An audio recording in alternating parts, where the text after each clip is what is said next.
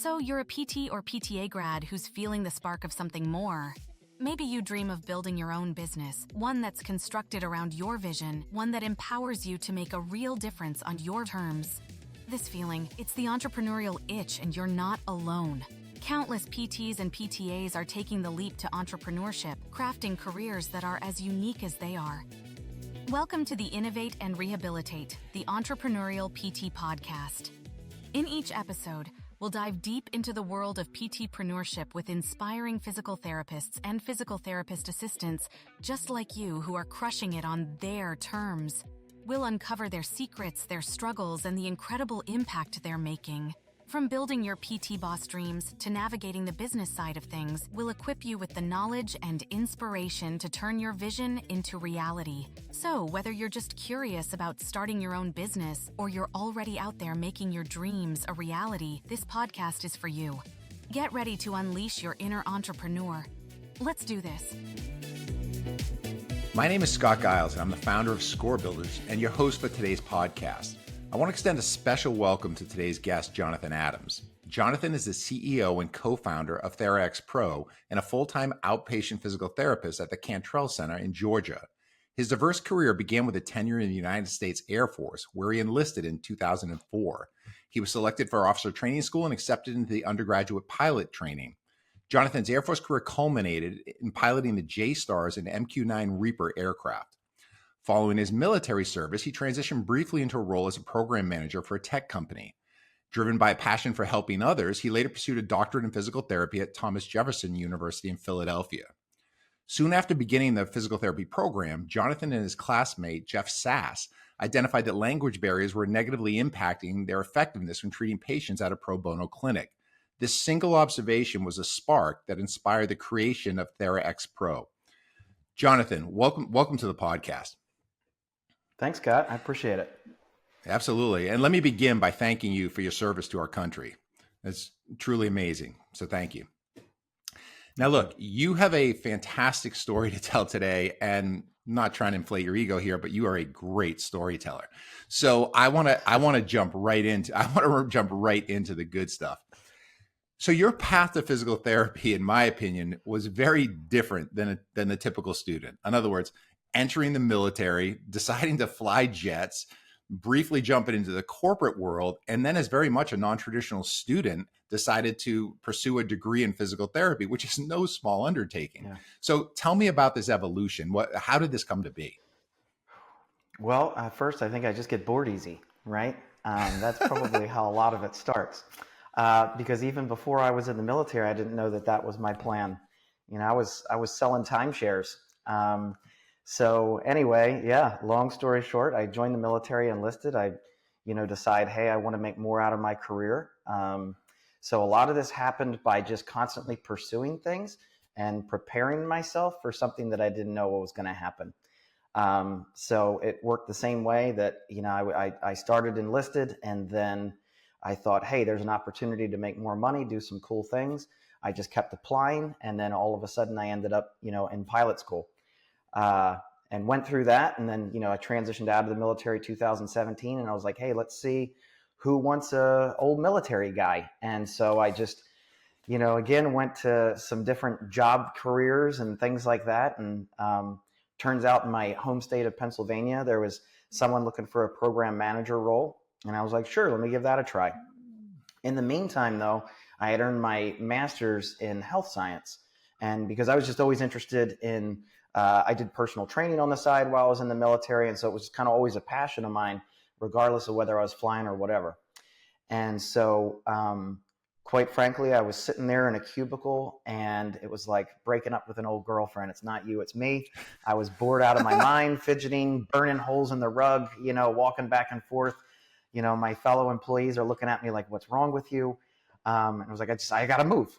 And, So the VA gave me a call one day and said, hey, are you happy with your current career? And I said, well, it's not that I'm not happy with it. I got to do something else. And so, they said, well, go talk to one of our career counselors. So I did.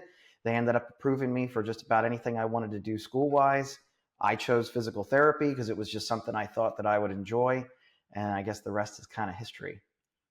That's amazing. So what was it like now entering, school as someone with some real life experiences? And, not to suggest that other people who enter physical therapy have no life experiences, but let's be Yeah. honest, your life experiences at this point are very different than the typical student. So what was that like in terms of Right. the integration? And then I know that very first day in class, you kind of had that Mhm. conversation with Jeff. So if you could touch on that as well, I think Yeah. it's a really cool part of your story. Yeah. Well, I actually had to go for some prereqs first, right? So I had 9 months of prereqs. And the first day I walk in, I have this chemistry class, and a girl comes up to me and she goes, "Are you the professor?" And I went, "Oh, I am old." That was kind of my introduction to that journey. And you kind of just got used to it. So yeah, so I got all that done. Very first day, I go in and there's this auditorium there, little mini auditorium at Thomas Jefferson, and I'm like 25 minutes early because that's just how it is. And so I go in and there's already this guy sitting there in the front row. And at first I thought, is he the professor? Because he's, mid 30s, I think, or early 30s. So I thought maybe he's the professor. And so I go up to him and I thought, no, he can't be the professor because he's got a tattoo of a knife on his arm, And so I look at him and I was like, hey, I said, that's a nice tattoo you got there. I said, I bet there's a story behind there. And he just looks at me directly in the eyes and he goes, one of these days I'm going to manipulate your neck. And that's how we became fast friends. That was Jeff Sass. And I That's usually sat when I down there turn and I and run. thought, yeah, I thought I got to get to know this guy. And turns out, I thought maybe he's ex-military. No, he was an ex-chef, and that was a chef's knife. So there I was. I was old military. He was a executive chef for 10 years, and we sat down and got to know each other. And turns out we were the oldest two in the class, and that was one of the things we kind of bonded over. Yep. That's amazing. And wasn't there a comment or someone made either you or Jeff during that was actually kind of that, you know, suggested maybe you'd be working together on a business at some point? Yeah, I mean, there's a lot of things. Like, I think there's just something unique about having the two of us with the kind of history that we had.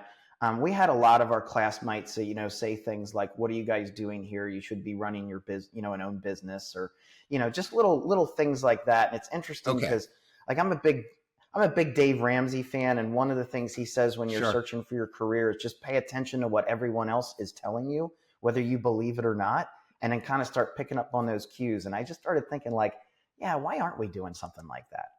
Yeah, Okay, that no, was that's great. definitely I one of love those the things. and obviously, again, I mean, Hmm. well, with your military background, coming at it from a little bit of a different angle, I'm sure maybe your lens was a little broader and wider in terms of what you would Hmm. take in. And again, someone like me who was just right out of high school and jumped into an undergraduate physical therapy program.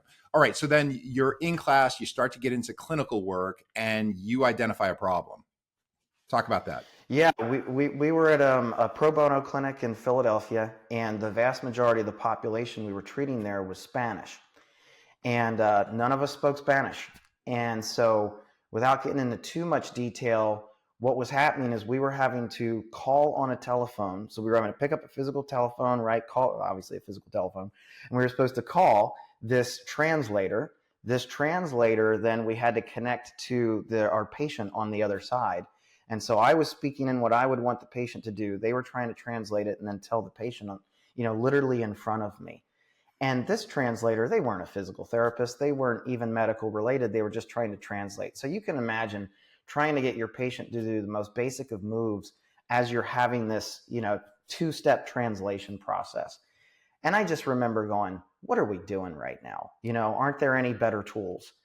And the answer that I got was, yes, there's a lot of better tools, and all of them you have to pay for. And in a pro bono Hmm. clinic, that doesn't really happen. So that's kind of where we first started going, why, right? We started asking to start with why, the old Simon Sinek thing of why is it this way? And that's kind of what really started this spark. Okay. And that's a great identification. You're right. At the pro bono clinic, you're not, contracting with some fancy service that's going to provide all the bells and whistles that you need, but these folks have the same need as anyone else, and you need to be effective as a PT. So I certainly understand that. Okay. So now the seed's been planted, But how did the seed germinate? Like what happened? Because look, Mm-hmm. you and Jeff are busy physical therapy students. I mean, PT is a sprint. The educational process is a sprint to begin with. There's not a lot of extra time. There's not a ton of time for reflection, or heaven forbid, putting together a business plan. So take us through this process while you're going through school. So we get done anatomy, physiology, all that good stuff, and we kind of really start, where we're looking into home exercise program prescription. And I got to give a shout out to Stephanie Muth, because she was a huge part of helping facilitate this idea. But we're in there, and she says, all right, basically I want you to create a 3 or 4 home exercise program, kind of write the prescription out and then talk about why. And so she gave us a web address of a free product to use, and not downing that product, won't mention that product, but we used it. And I thought to myself, gosh, because number one, I tried using it on my phone, and it wouldn't scale. It wouldn't, do all the things that I would think it would naturally do. It was frustrating to use. I would type something in, and if I misspelled a word or a name, all my search results disappeared. So you had to type it in exactly. I didn't know exactly what I was looking for, because I didn't know what all the exercises were called. So I started running into all of these barriers trying to use this home exercise program builder. And then, you'd print out the pictures. It was black and white. At the time, there was no videos attached to it or anything. And I just looked at it, and I remember I was sitting next to Jeff, and I leaned over and I said, I bet you we could build something better than this, And I remember he just kind of looked at me and goes, well, what do you think that would take? And honestly, as silly as that sounds, I feel like I kind of asked him a rhetorical question, and I wasn't expecting his return. I was kind of just yeah, probably a lot. And that's not it at all. He looked at me with intent, right? With intent. And I just kind of went, uh-oh, and so that's when this started churning, right? And, the funny thing is, Scott, I'd like to address the one thing. If you said, you're busy in PT school and all this kind of stuff. Let me tell you what, my comparison was pilot training. And I have never worked harder, been more physically, mentally, emotionally stressed. I mean, during anything in the world than my 1.5 years going through pilot training. And so I just had a different measurement that I was comparing everything to. And so when I went to PT school, I tell you what, I'd never had more time in my life. I'm not saying that it was easy. I'm not saying that it was easy, right? But looking back on it now, and Jeff and I have even talked about this, there's no way in the world that we could have started this right now. I'm way busier right now than I was in school.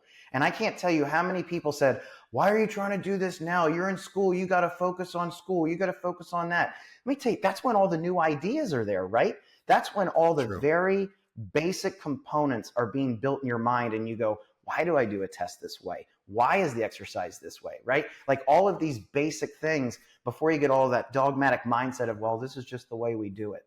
So I think it was a perfect time to start this. Yeah, that makes sense. And I'm sure if your baseline is pilot's training school, then I'm sure nothing will compare to that. And in terms of the amount of stress, and I mean, I'll tell you, I was tremendously stressed just watching Top Gun at the theaters. So I can't imagine actually participating in this process, what that would be like. So, all right, well, that's great. Again, you've got a big motor, which is a fantastic thing. But look, I wouldn't want to be negative early on, and I'm glad Jeff kind of asked the question the way he did. And that was what I was thinking earlier about that spark, that conversation between you guys. Yeah. But one of the things that I would think of right away as a real barrier is that, look, if we don't have a technology person to build this, or a technology team, then, like for instance, I started by writing a book. Well, that required a computer, which I already possessed, the Microsoft Word program, you know what I mean? And not a lot else, some resources that I had, et cetera. So how did you get over that? And how did you address the tech part of it? Because that's a huge part of the business category that you're trying to enter. Yeah, no, it's a huge hurdle, and you and I have talked about that before. And not only is it a huge hurdle even finding the resources, but it's expensive, right? And so you look at that, and I mean, our product is, free, and you look at that and you're like, how in the world is it free when all of this costs so much? So first of all, we did 6 months of, and maybe that's not a lot, but 6 months of research and planning, whiteboarding, conversations of even what this thing would look like, what we would need.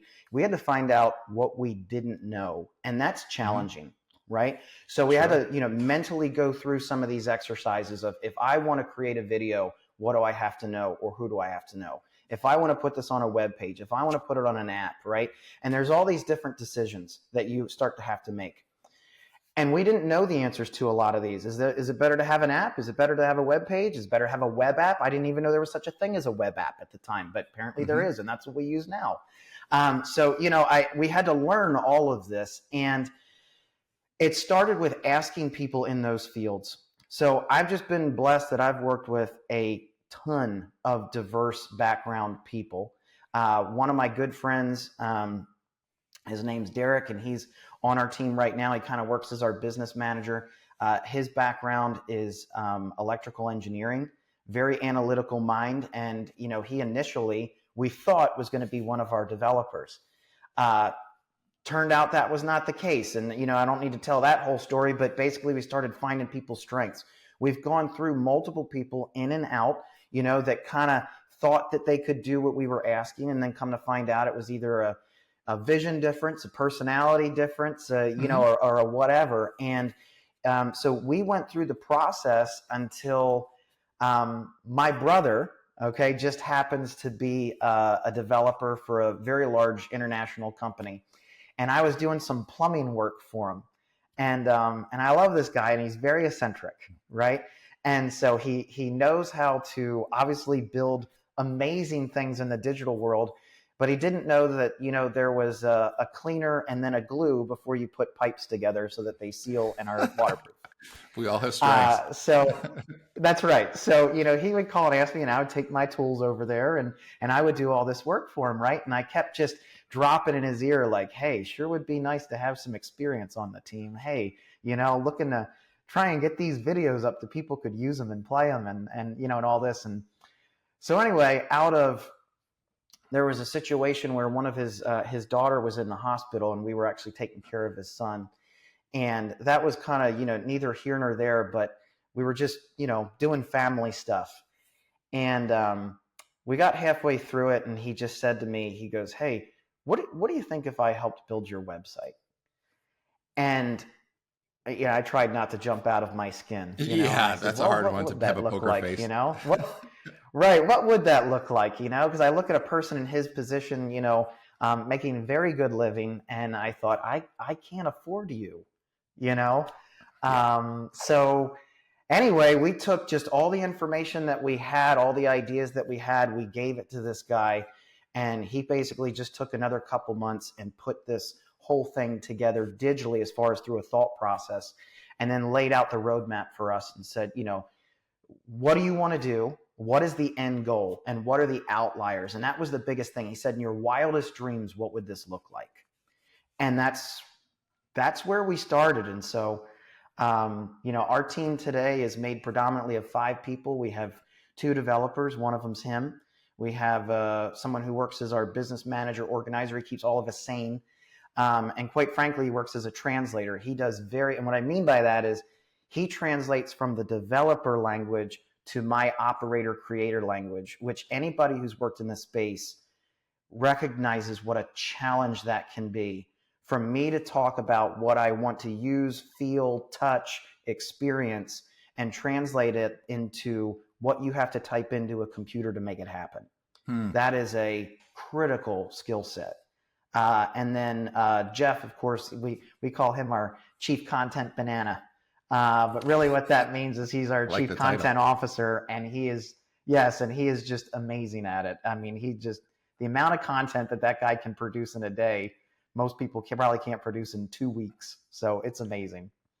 It's incredible that you found these people for these niche positions, and especially the tech thing, because I mean, I'm sure this would have cost you $100,000 to get produced by a tech company, et cetera. And so, what it reminds me of, this is a ridiculous analogy, but it reminds me of the show Pawn Stars, where someone brings in, let's say you bring in a piece of military memorabilia, And then Rick sits behind the counter and goes, well, let me bring in my friend Alan, who actually was a pilot for the Air Force Thunderbirds and also happens to be a puppet master.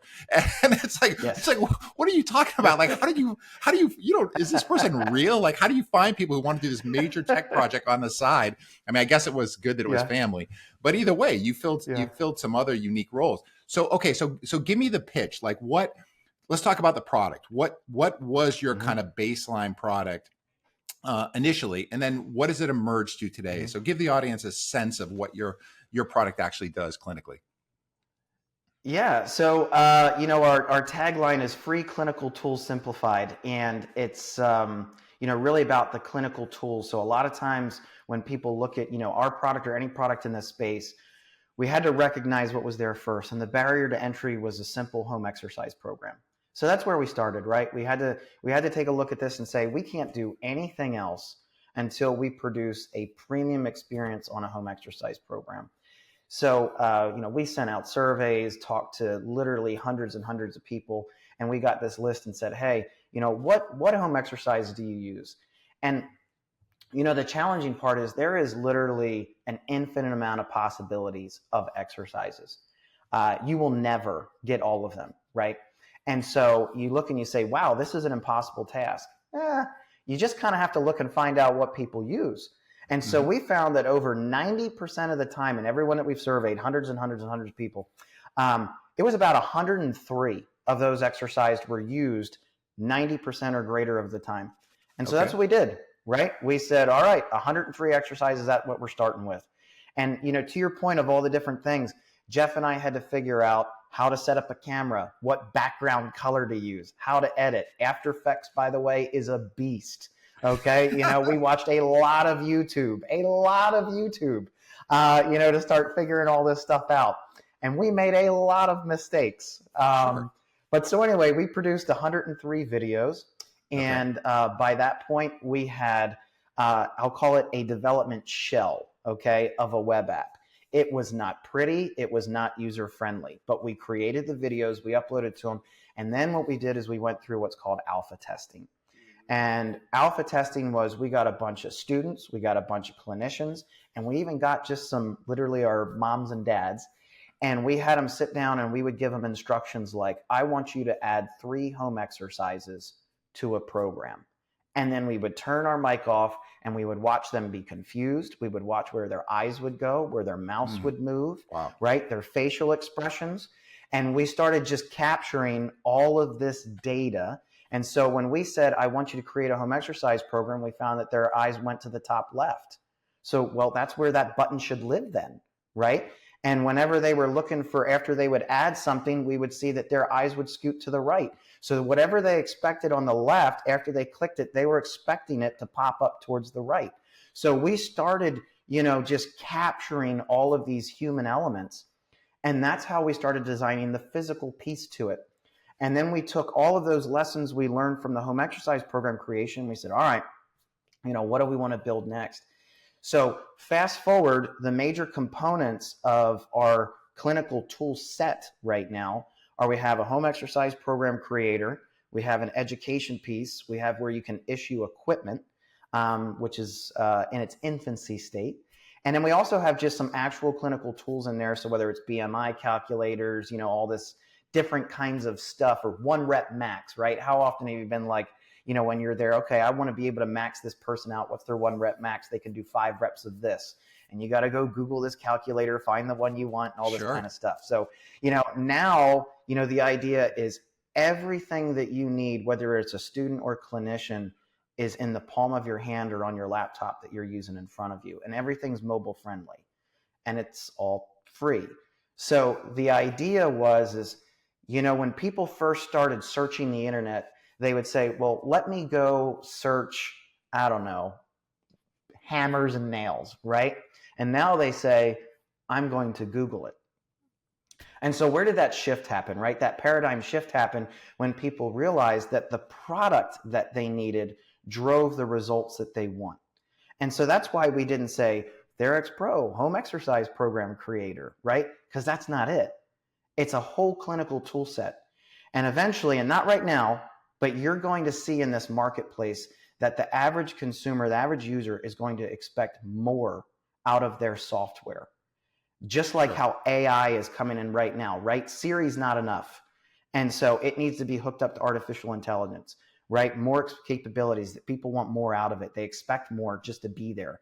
And so when they use our program, right now, the idea is not only can they create the home exercise program, that's step one, but now they can go, hey, I'm about to go see a shoulder rehab patient, and I don't remember the special test that I need to determine if they have a rotator cuff tear. And now they're able to go in the exact same software, right? Look up the videos, the instructions, all the specific numbers that they need that are associated with that. Watch a video if they need to in under 40 seconds and go, this is what I need to do, and feel confident walking in. Which, by the way, that idea came out of us walking into our, clinicals definitely, but the different, the word's escaping me. What is it when you have to go in and show you can do something?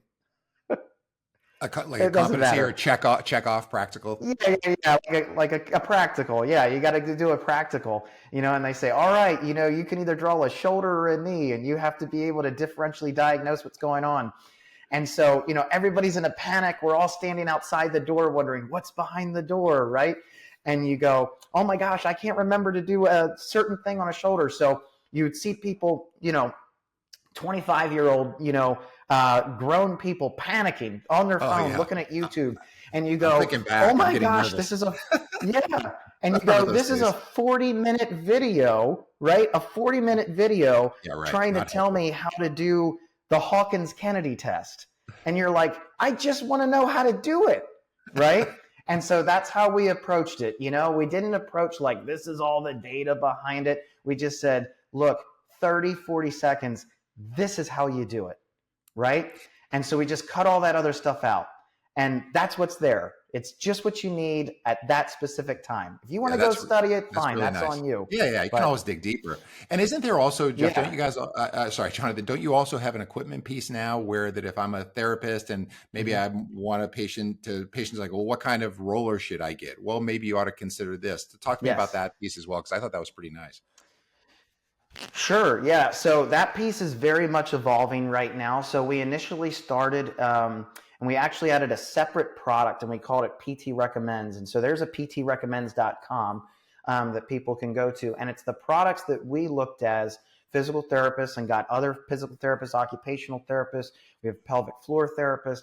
And we said, hey, what do you recommend to these people, like specifically, And what was happening a lot of times is that, you would get this patient, and I'm going to stereotype a patient here for a second. It's obviously not all true, but let's say I get a 75-year-old patient, and, the stereotypical example is their son or their daughter tells them how to use their phone, right? And so they're not very great at this technology piece. And so you might have to walk them through it. And what would happen is we would find this particular product on Amazon, right? Which, kind of classic example, we would find this roller or this TENS unit or what have you.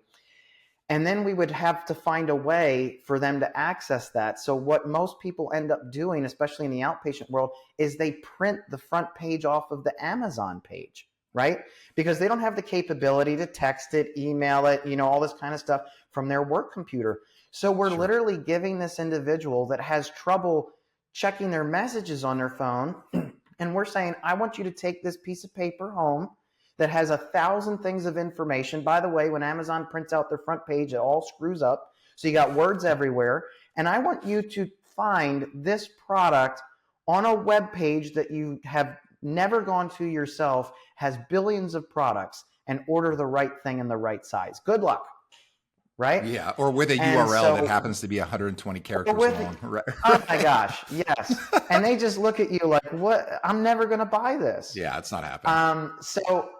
And skilled time, right? When you look at skilled time spent in the clinic, I really don't want to use the 30, 45 minutes, hour, whatever it is that I have with my patient trying to navigate the internet. And so what we did is we made, this whole group of products that PT recommends, and that's how it's set right now. It's about to evolve. But we have a few hundred products that we said, hey, again, we went with that 80, 90%, right, of what people order and use. Not everything's there right now. And we said, okay, you can now add this to your home exercise program. So that's kind of digging back into the home exercise program, one of the unique things is you can text this, you can email this, of course, free. Every single thing's 100% free. I feel like I need to keep saying that because everybody's always expecting, well, when do I have to pay 99 cents a month? You don't. There is zero paywall. It is 100% free. And you can translate it in the other language, but you attach that piece of equipment, and that piece of equipment goes now whether you open it up in email, you click on the link in the text and it opens up in the web page, right? Then you can click on that product and it will take you directly to wherever that product is found, so that you can just add it to your cart right there, and it's the one that you need. That's super slick. Now, I love the free, by the way, but think about from a business perspective, you've got 5 team members, you've got to, everyone's got to stay motivated and passionate. And obviously you guys love to serve and give back, or you wouldn't be physical therapists. But at some point you also have lives and families and other things as well. So from a business perspective, do you talk to me about, customers who have been using it? Again, users, I guess, right? Because it is free. Yeah. But then talk to me about kind of the long-term business plan. Like, how is this viable from a business perspective? Because I'm guessing at some point it would be nice to get some, compensation, reimbursement for your time and effort, et cetera. How does this turn into potentially a profitable business as well as just being a great service for so many? Yeah. So, I think one of the best ways to answer that question is, how much does it cost for you to use Google? Right? Yeah, that would be zero. Yeah. But yet Google is $1 billion company, right? And so you look at that and you go, how in the world does, a company like Alphabet, who created Google, how are they $1 billion company when almost everything I use by them is 100% free, right? And so that's what we had to start studying, is we had to start companies, look at companies and go, if they're offering these absolute premium products and it doesn't cost them anything, how are they doing it? And the answer is volume, right? So what they did, take like Google, they have literally billions of people that use them now. And what they do is they've created a collection and then they aim them at things, right? That's literally all they do. And so when you look at it, would Google be able to be free if it had 10,000 users? No, absolutely not. But what happens is other companies, whether it's from products, services, whatever, they know that there is that collection of users that uses Google. So they pay Google to be able to get in front, right, of all of those users. So if you want to buy, you want to buy a new pair of shoes, and when you type in, I want to buy a pair of shoes on Google, they want to be able to be the ones that pop up first, right? And that's not annoying to the consumer. That's what the consumer is searching for. Right. So in the same way, right, part of this product piece that we have is, we want to connect people with products that they are searching for. I'd say one of the things that we're never going to do is we're never going to add these absolutely annoying ads and pop-ups and all that other garbage that happens and got to X out this to keep using this product. Like, that stuff drives me nuts. And if it drives me nuts, it's going to drive other people nuts. And so we want to put people in the position where when they're, doing therapy or they're doing school or whatever they're doing, and they're actively trying to find, assistance in some way, that we have a product option for them. So Scott, you could appreciate this. We're starting a resources page on our webpage. One of our resources is going to be score builders. Why? Because people they have to take the NPTE, right? If you're a physical therapist and you want to be a physical therapist, you have to take it. So they're obviously looking for study materials for the NPTE. So for us saying, hey, here's score builders, right? They're not going to go, oh gosh, why are they always advertising score builders? They're like, let me check this out because this is what I'm looking for, right? And it's a recommended product. It's a recommended resource. So that's how, we're trying to do that. But to do that, we have to do the same thing Google did. We have to collect a lot of users. So, right now, we've got, a few thousand users, which is pretty great considering we really only launched this thing, excuse me, about close to 2 years ago, where we really publicly said, all right, here it is. And we started with, 50. I think when I met you, I think we had about 115 or something like that, and I said, hey, we got this really cool thing. And I'm sure in your head, you were like, oh, I've seen 1,000 of these, right? No. I thought it was great. Yeah. That growth but anyway, starts looking pretty good. Yeah, no, I mean, that's a lot of growth. And sometimes it's slow and steady growth. And then, you get that, you mentioned earlier, the hockey stick phenomena, right? Where stable over a fairly, whatever lengthy period of time. And then all of a sudden you see that stick start to come up and the ball gets rolling. And once it gets rolling, it's easier to keep rolling. And so, so you guys are clearly playing the long game. How do you keep the group motivated? I mean, you don't need to motivate yourself, I'm guessing, because I just get that vibe, which is incredible. But this is tough, right? I mean, this is like, how much are you guys working on this on a weekly basis? So let me go back to the motivation piece first, because I tell you, my brother, the developer, he has this phenomenal saying that I have taken, and I love it. So I got to give him all the credit. But it's motivation is temporary, discipline lasts a lifetime. And so, for me to sit here and lie straight to your face and say, yeah, I got no problem with motivation. No. There are plenty of days where you just go, I really don't feel like getting into those gray shorts and blue top and filming another video, right? But you do it, not because you want to, but because this is what it takes, right? And so, one of the things that everyone in our group has, which is amazing, is, Jeff has a prior career, Derek has a prior career, my brother has, a current career, I have a current career in physical therapy, right? We all have other things, and we're all, and I'll use the word, fairly accomplished in our fields, right? And so we all know what it took to get there.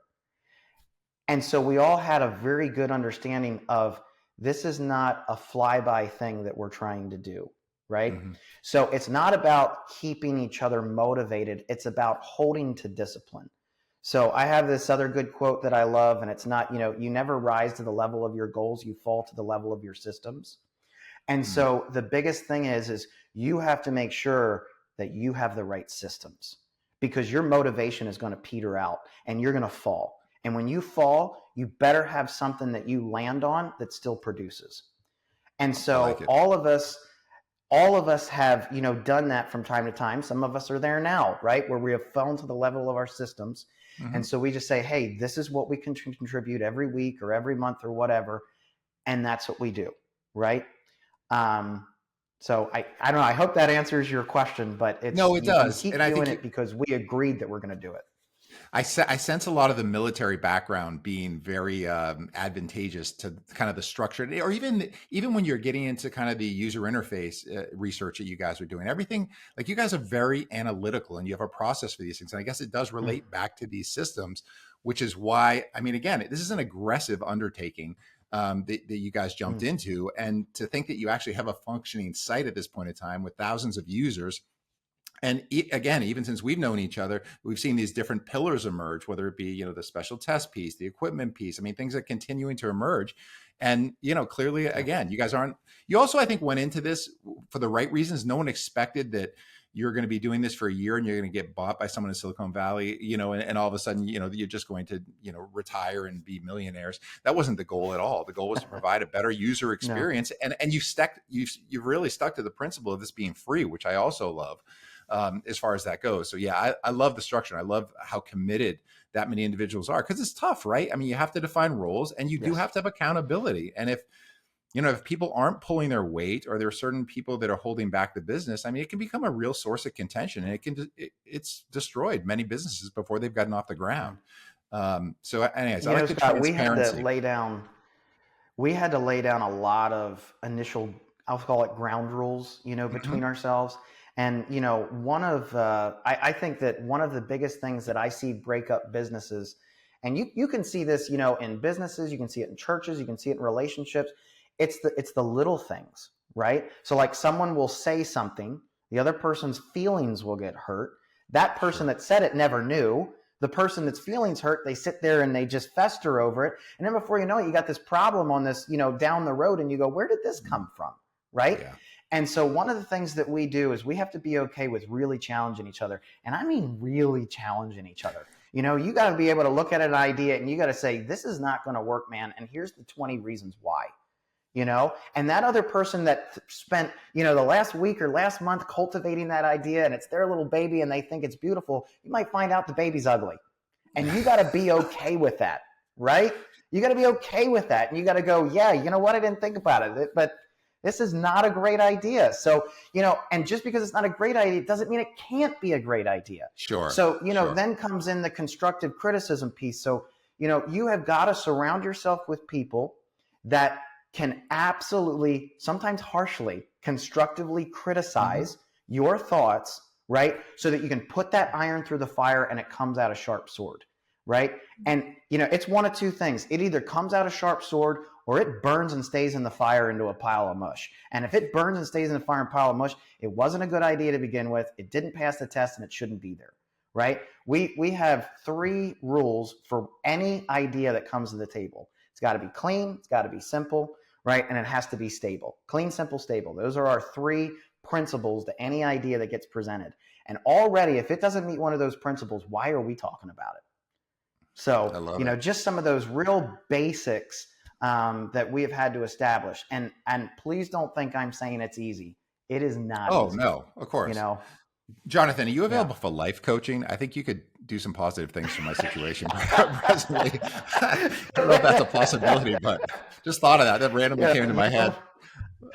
You know, I tell you what, it's just, you know, you take a lot of hits, right? Whether it's professionally, personally, whatever.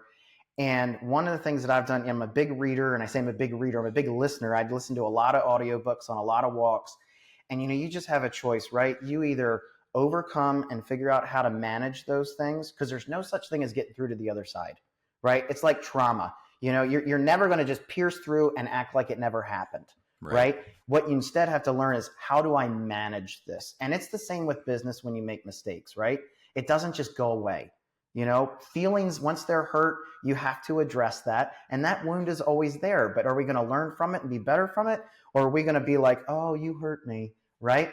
And so, you know, it's just, it really boils down to relationships. And I'm very grateful that I've been surrounded by so many people that are way smarter than me. You know, I'm the guy that goes, let's charge the mountain. And Jeff goes, Jonathan, the mountain's over there. Right. And I'm like, okay, let's charge the mountain. Right. That's why you need a team, right? Different skill sets, exactly, but collectively, I mean, I'm amazed at what you guys have truly pulled off. It's unbelievable, frankly. So, Jonathan, one of the questions we always like to ask guests is inspired by this podcast called How I Built This, which I'm guessing you're probably familiar with. But one of the questions they always ask is, how much of your success do you attribute to luck, and how much of your success is attributed to intelligence and hard work? Boy, that's a combination of both. I believe that success favors the prepared mind, right? You know, quote of, I don't even remember his name right now, but, you know, I'm big on these different quotes because I think they kind of sum it all up. And so, you know, there's a little bit of luck of just happened to be surrounded by some of these people, right? But there's also a lot of, you know, I'll say humbly begging, you know, them to take a look at this idea, right? So there's that persistence, that pursuit. And so then, you know, you're fortunate you surround yourself with these people, but just because you know them doesn't mean they're going to come together.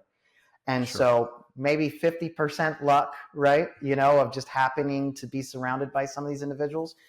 But I'll tell you what, that other 50% of work, it feels like 110% sometimes, you know?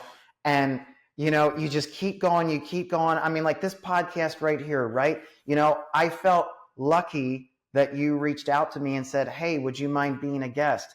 But you know what? I also know that if we were not here right now, if we had given up in a year and a half and said, this is a competitive space, right? Let's just shut it all down. It's not worth it. I'd have never got that email from you. I wouldn't be here talking to you. So, you know, the relentless pursuit of staying in the game, right? Not even being the best. I'm not claiming we're the best. We're not. There's other products out there that probably do more than ours in different spaces.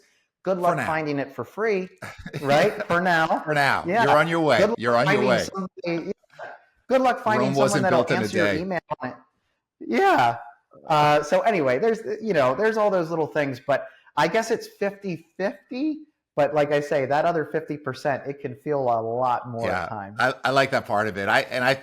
My take is always that guests tend to be very humble, and that it's a way more the work and the intelligence. But there's no question, everyone needs good fortune. Everyone needs some stroke of luck. You need to have a good business concept. But again, you guys, there's like beginner, intermediate, and advanced trails. You guys took the advanced trail with the business that you're trying to accomplish, and so it's even more impressive to me. You guys have already reached this point. So, Jonathan, what advice do you have for PTs and PTAs who are entrepreneurial minded? They're looking maybe for a side hustle to get started, and sometimes just feel overwhelmed by all of the challenges and barriers in their debt structure, and all the things that you could look at that they just make it maybe not today, maybe not this month, maybe never. I mean, what do you think are opportunities, and how can we inspire PT and PTAs to take on projects, like you or I have taken on as business owners? So, I think it's two things. Number one, find out the problems that you actually see, right? And then number two, figure out what skill sets you possess, and don't be humble about it, So, I mean, you can be humble, but you have to know your strengths and your weaknesses, right? And so when I look in the field and you say, oh, I want to be an entrepreneur and I'm a PT. Okay. Well, the first thing that comes to mind, and there's obviously nothing wrong with this, but they say, well, I want to start my own PT business. Okay, if that's what you want to do, that's fine, right? But what kind of problem are you solving? Well, you're really not. You're kind of solving your own problem because you just don't want to work for someone else, and maybe you want to make more money or whatever. So that's fine, right? So okay. But then there's another kind of problem set, right? And you go, why does the physical therapy field do things this way, right? And when you start approaching those questions, it goes far beyond, should I attach a gym to my home exercise program? Should I be cash-based? Should I, do a different kind of therapy? Now you can start opening up your world here and going, what problems do people have? And how can I, as a physical therapist, relate to this? And not only can I relate to it, but do I actually have a skill set or know someone that has a skill set to help solve those problems? And so all of a sudden your thought process starts to really expand, right? And now we're not just talking about, I'm going to open up my own clinic or I'm going to do cash-based. Again, nothing wrong with those things. Those are great things.